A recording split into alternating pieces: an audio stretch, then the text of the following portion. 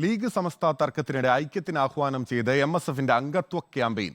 ഭാരവാഹിത്വത്തിൽ പെൺകുട്ടികൾക്ക് 20% സംവരണം നൽകി MSF ഭരണഘടന ഭേദഗതി ചെയ്തു. CPIM മാതൃകയിൽ പാർട്ടി പഠന ക്ലാസുകൾ ആരംഭിക്കാനാണ് MSFന്റെ തീരുമാനം.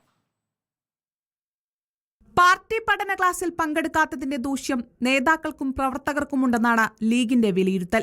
ഇനി മുതൽ MSF മുതൽ പാർട്ടിയെക്കുറിച്ച് പഠിപ്പിക്കാനാണ് തീരുമാനം. ക്ലാസ്സിൽ കൃത്യമായി പങ്കെടുക്കുന്നവരെ മാത്രമേ ഇനി MSFൽ ഭാരവാഹികളാക്കൂ. മുസ്ലിം ലീഗ് സംസ്ഥാന കമ്മിറ്റി ഓഫീസ് മുഖാന്തരം സ്ഥാപിച്ച MI തങ്ങൾ ഇൻസ്റ്റിറ്റ്യൂട്ടിലൂടെയാണ് പാർട്ടി ക്ലാസ് നൽകുക. മണ്ഡലം തലത്തിലേക്ക് 4 മണിക്കൂർ ദൈർഘ്യമുള്ളതാണ് സംഘടനാ ക്ലാസ്. ജില്ലാ തലത്തിൽ അടുത്ത ഘട്ടത്തിലുള്ള പാർട്ടി ക്ലാസും സംസ്ഥാന കൗൺസിലെത്താൻ 4 ഘട്ടമായുള്ള പാർട്ടി ക്ലാസും പൂർത്തിയായിരിക്കണം. സമുദായത്തിനുള്ളിൽ ചേരിത്തിരിവുണ്ടാക്കാൻ നേതൃത്വം ശ്രമിക്കുമ്പോൾ ഐക്യത്തിന്റെ മുദ്രാവാക്യവുമായാണ് MSF മുന്നോട്ടു പോകുന്നത്. ലോകത്തെ എല്ലാ പ്രതിസന്ധികൾക്കും പരിഹാരം എന്നത് ഐക്യമാണ്.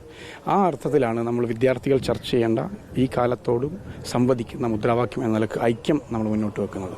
അപ്പോൾ ഐക്യം എന്നത് എല്ലാ മേഖലയിലും വർഗീയവാദികൾക്കെതിരെ ഐക്യപ്പെടേണ്ട ഇന്ത്യ എന്ന പെർസ്പെക്റ്റീവ് ഉണ്ട്. കേരളത്തിൽ മറ്റൊരു കാഴ്ചപ്പാടുണ്ട്. അങ്ങനെ ഇത് രണ്ടും ചേർത്ത് വെച്ച് നമ്മൾ ഉണ്ടാക്കിയെടുത്തൊരു അഭിമാന കാലത്തെ വിദ്യാർത്ഥികളോട് സംസാരിക്കുന്നതാണ് ഞങ്ങളുടെ മുദ്രാവാക്യത്തിന്റെ അജണ്ട. MSF ഭാരവാഹികളിൽ കുറഞ്ഞത് 20% വനിതകളായിരിക്കണം.